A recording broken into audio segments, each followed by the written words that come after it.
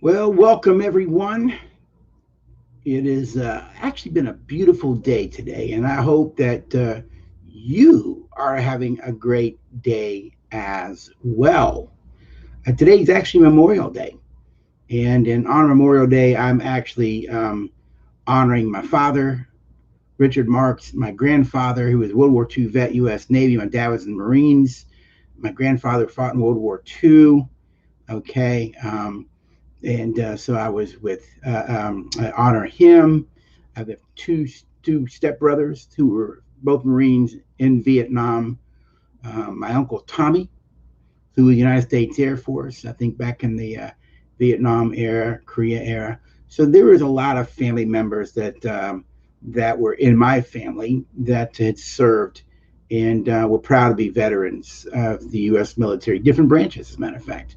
So interesting. I don't know if anybody was in the Army, but we did cover Air Force, Marines, and Navy. All right. So then, we're going to talk today about how to save a marriage alone. We're going to talk about how do you actually save your marriage alone by yourself. All right. Now, if anybody knows my work, you know we talk about the most important part of marriage is not the husband, it's not the wife, it's the third part of the marriage. When the third part wins, you both win, and the third part loses, you both lose. And really, I'm talking about us. It takes two to make an us and actually one to kill it. Get that? Two to make it, one to kill it. And when us wins, you both win. And so you both have to value the idea of us in order to have that strong marriage. But what happens when one person is kind of giving up or not sure they want to be an us anymore, not sure they want the connection, not sure they want the marriage? You know that old song by the Righteous Brothers, "You've lost that loving feeling." Um, do they want it back? Sometimes some don't want that loving feeling back. And yet, there's in every divorce, there's a one that wanted the divorce and the one that did not want it. And it's always assumed that a person who wants the divorce, well, it's true, they're going to get it, but it's assumed that the one that doesn't want it, there's nothing they can do. Well, in terms of really deciding if that person wants to stay or not, that is an actual, that's actually true.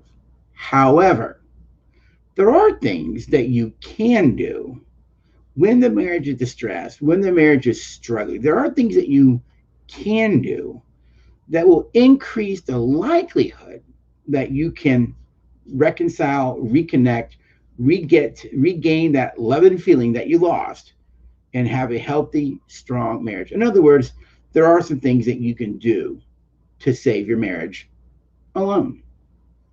So let's talk about what those things might be. And if you're in that situation right now, by the way, and you're listening to me, I want you to know what I'm about to tell you. Though I give you some principles and strategies to think of, I'm not going to tell you it's going to be easy. It won't be easy. It will be frustrating. It will feel like you're fighting against a mountain that won't move. It'll feel as if you want to give up at times. There's a part of you that's like, what's the use in this? And you'll have to find that reason within yourself. Hopefully, it's because you still love that person. And there may be other reasons. All right. Dr. Scott Stanley talks about the two types of commitment in marriage. All right. There is commitment by constraint and commitment by devotion.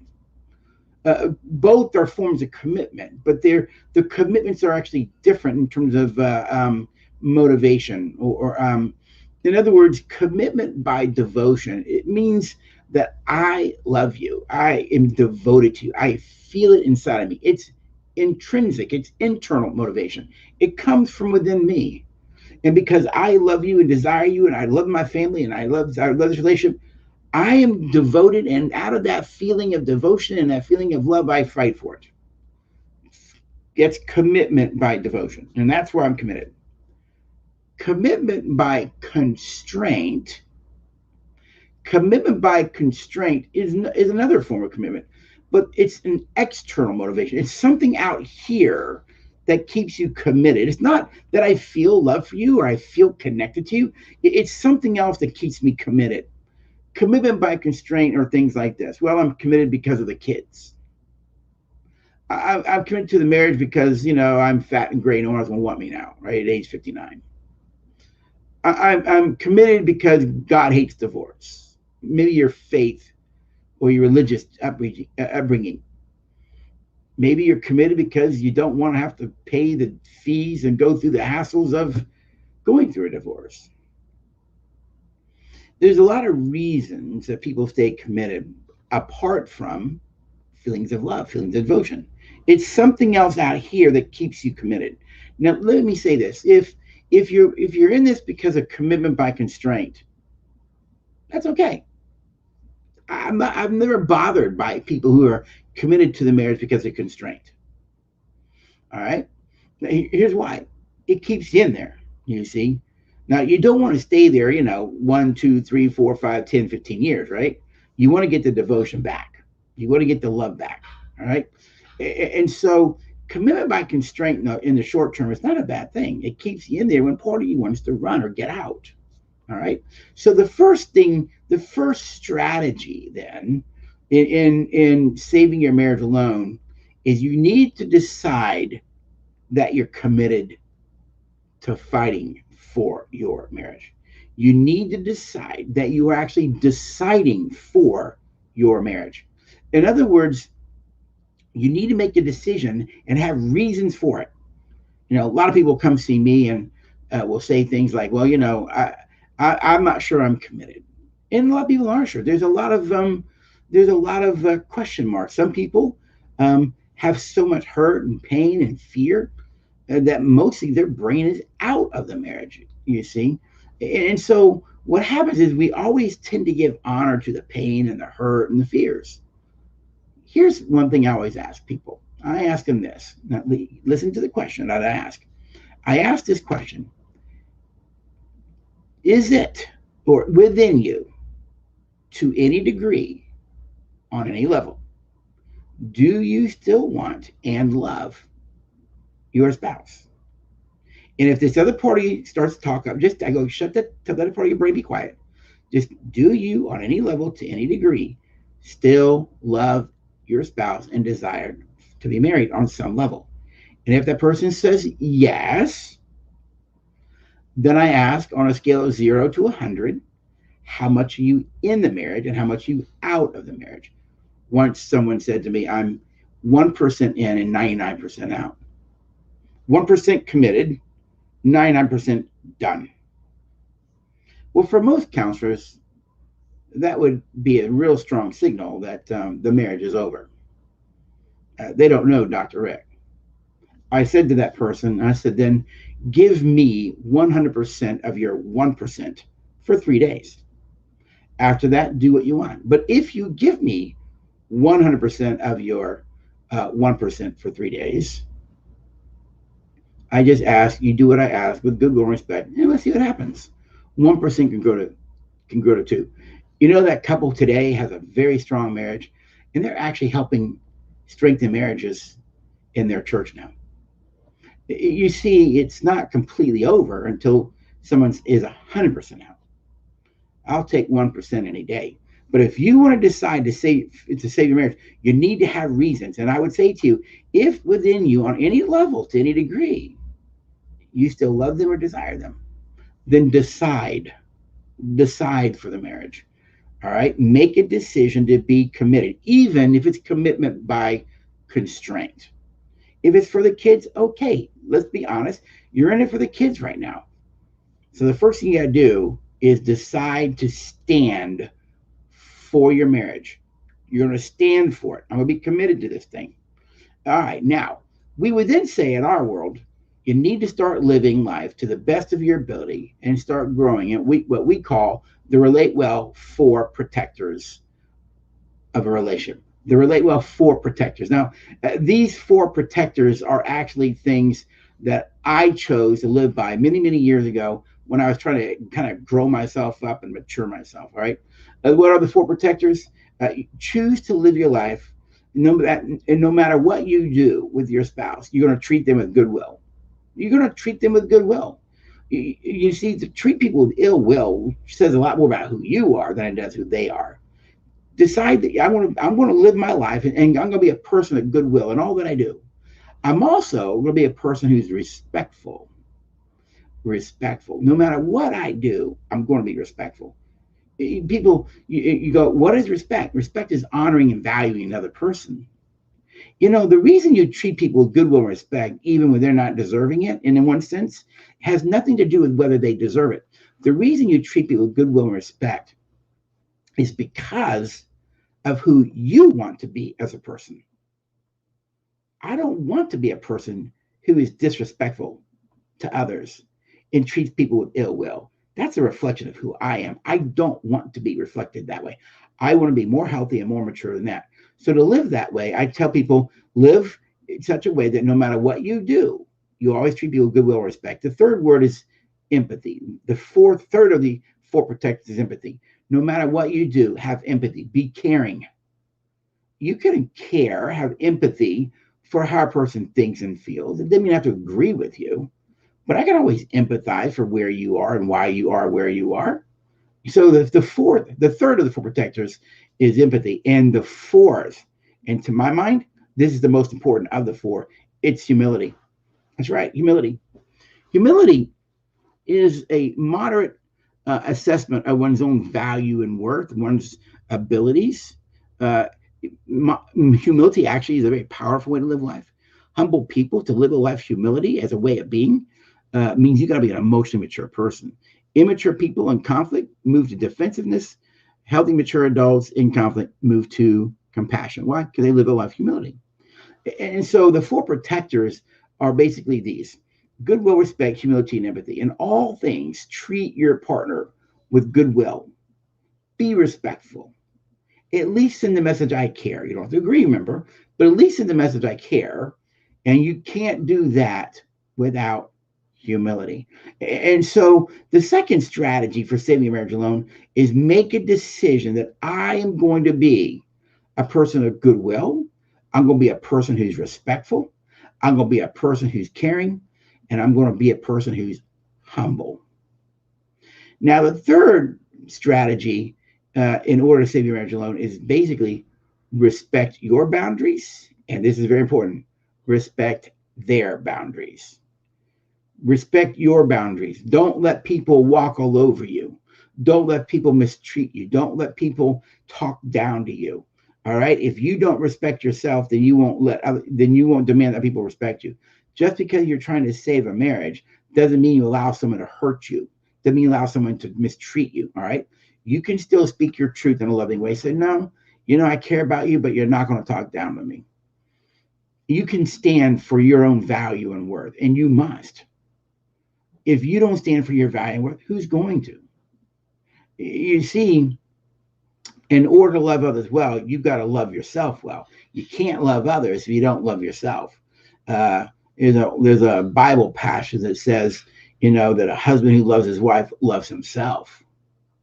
In other words, even the Bible acknowledges that to love your wife well, you got to love yourself well. If you don't love yourself well, you can't love another well. You see, and so you have to be able to come to a place in your life where you're deciding, I'm going to love myself enough that I'm going to respect my boundaries. Let your yes be yes and your no be no. However, you also need to respect the boundaries of your partner. You need to respect the boundaries of your partner. If your partner says, don't talk to me, don't talk to him. If your partner says, don't write me notes, don't write them notes.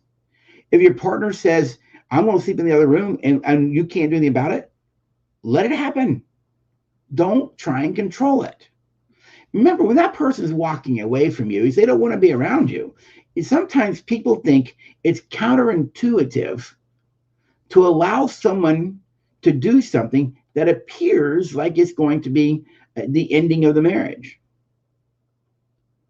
But here's what we know: if you try and push your agenda, if you try and push what you want, all you're doing is convincing them you don't respect them, you don't care about them, and you're giving them more fuel and more fuel. You're giving them more reasons more fuel, if you will, to want to leave. If someone says, leave me alone, leave them alone. Someone says, don't talk to me, don't talk to them. Will it be miserable in the house? Yes, it will. Will it be a pleasant place to live? Probably not. But remember, you're trying to save a marriage alone. You're not trying to save a marriage with someone. So you're trying to live in such a way that you can say to that person, I do care, I do love you, I respect you. You're not going to talk bad about me. I'm not going to allow you to mistreat me. But at the same time, I'll respect your wishes, though I may not agree with them. I like your wishes, but I will respect them. And that's tough. That is why when you're trying to save a marriage alone, get a support system around you. All right.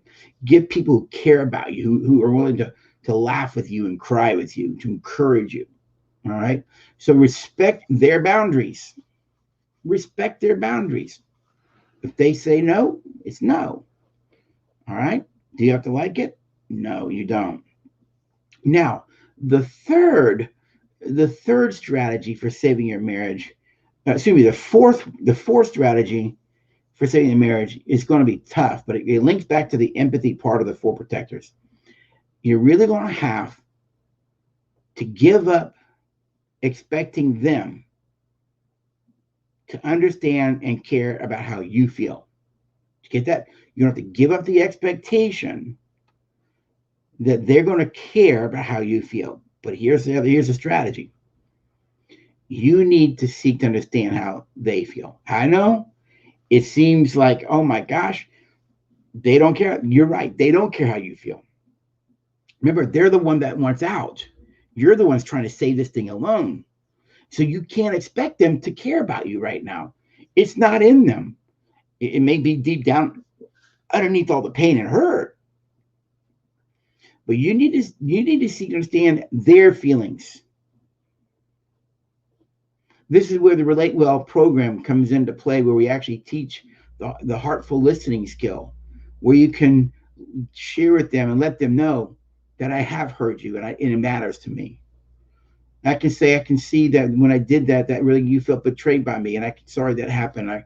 I care. Well, you can say, well, you forgive me if you wanted to. You see, because when you seek to understand how that person feels, that sends a message that I care, empathy.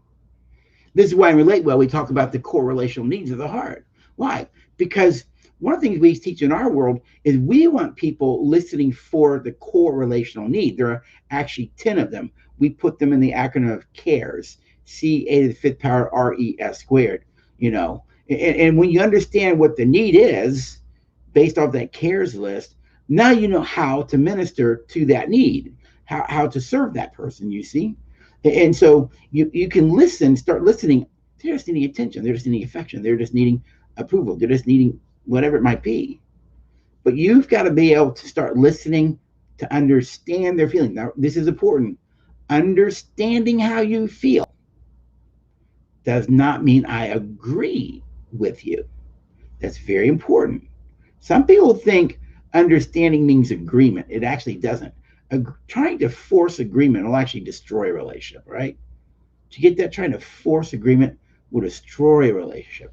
And so you want to seek to understand, not agree. And you do that by simply saying things like, so what you're saying is when that happened, you felt betrayed. Yes. Are you saying that when I have not validated all the things that you've done around the house over the years, it sent you the message that you didn't care? Yes. You hear it? There's skills and strategies that you can use that sends the message, I hear you and I care. The next is when you communicate, you've got to learn how to communicate in a way that creates connection, that creates a bond. All right. Now, Relate Well teaches those strategies. All right. We teach those skills. So many years ago, many years ago, 25 plus, when I realized I needed to change myself so I can change my marriage and have a healthy, loving, strong sense of usness, because everything we do in our world Relate Well is all about us. us wins you both win, us loses you both lose. I went and found the best practices, and I learned these skills. And be honest, way back then, 25 years ago, I was using skills that my wife didn't know I was doing.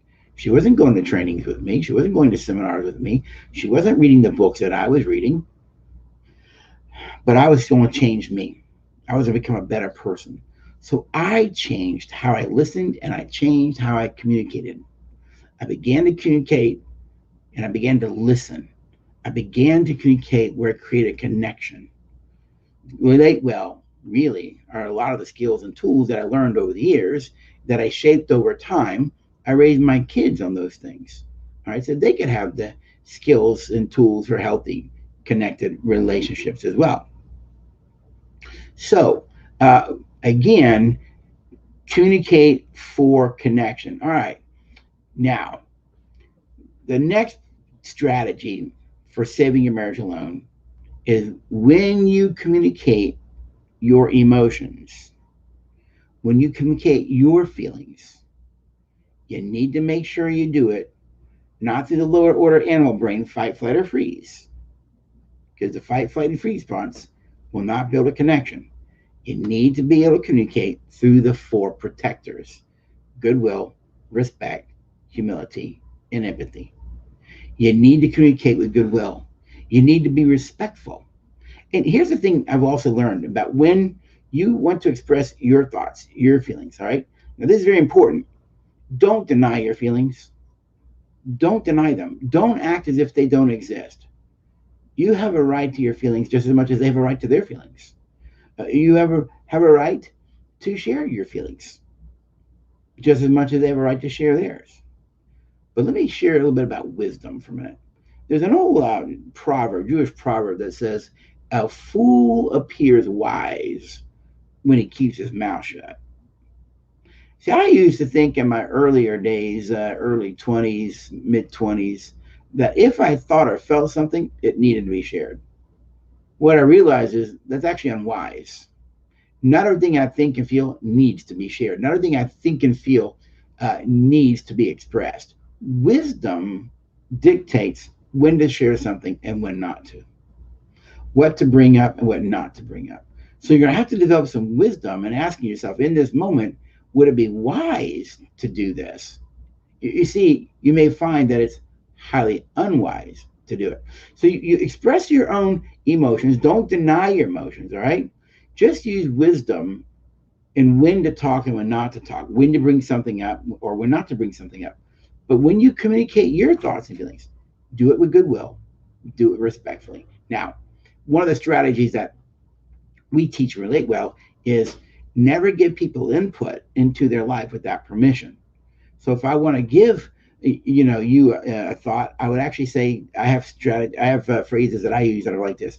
Can I share a thought with you? Can I make an observation? Would you mind if I tell you what my brain's telling me right now?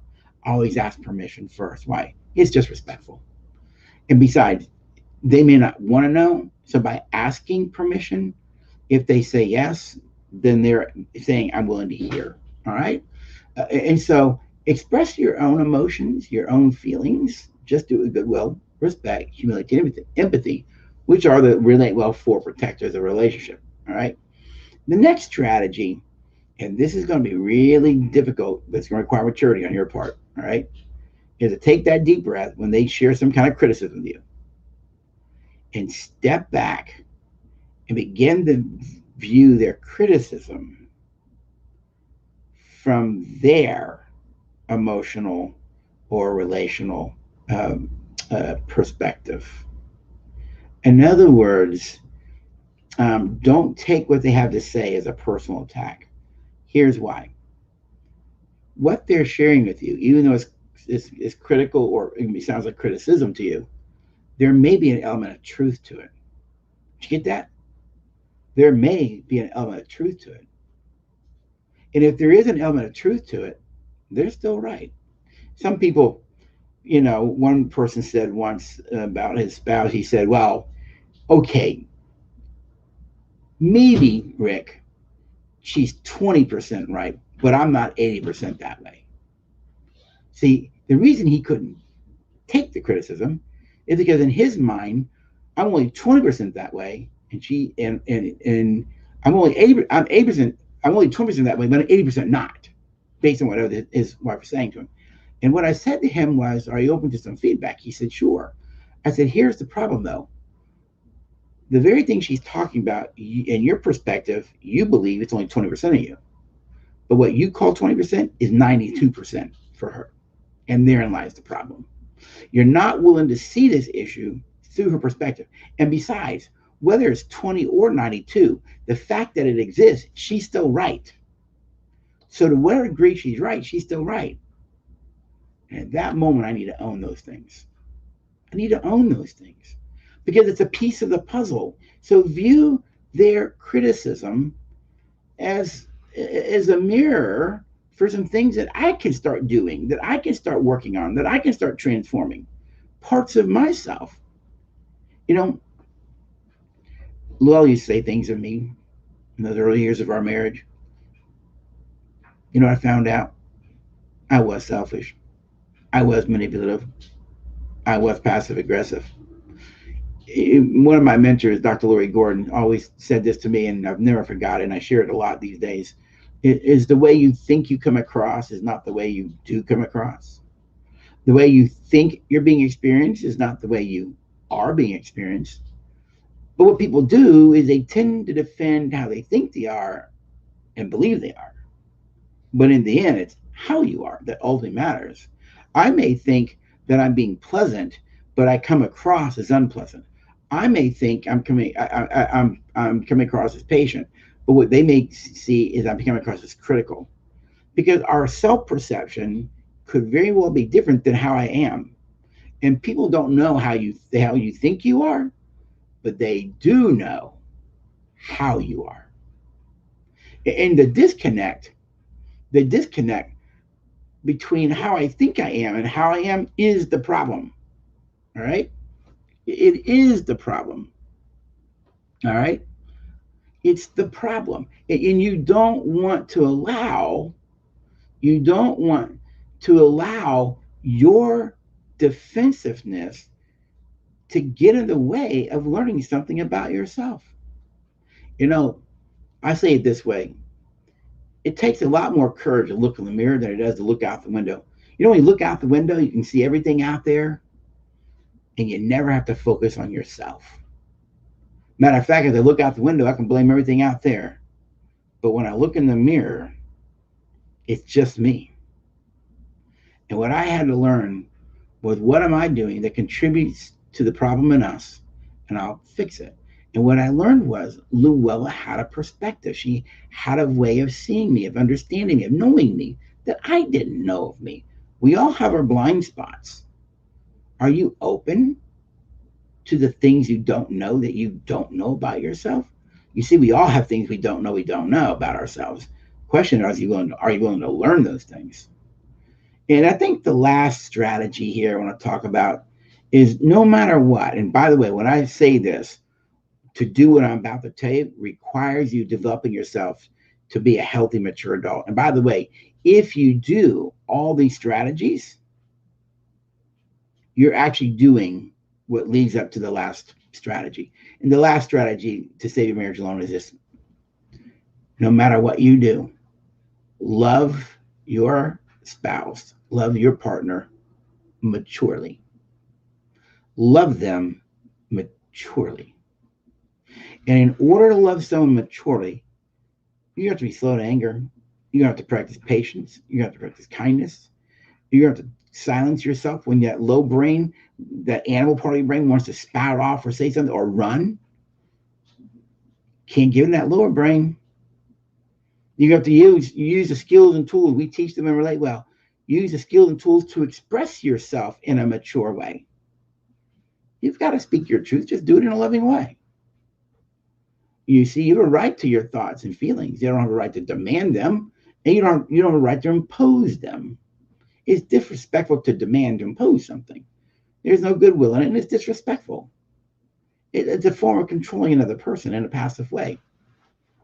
You see, you've got to love them maturely.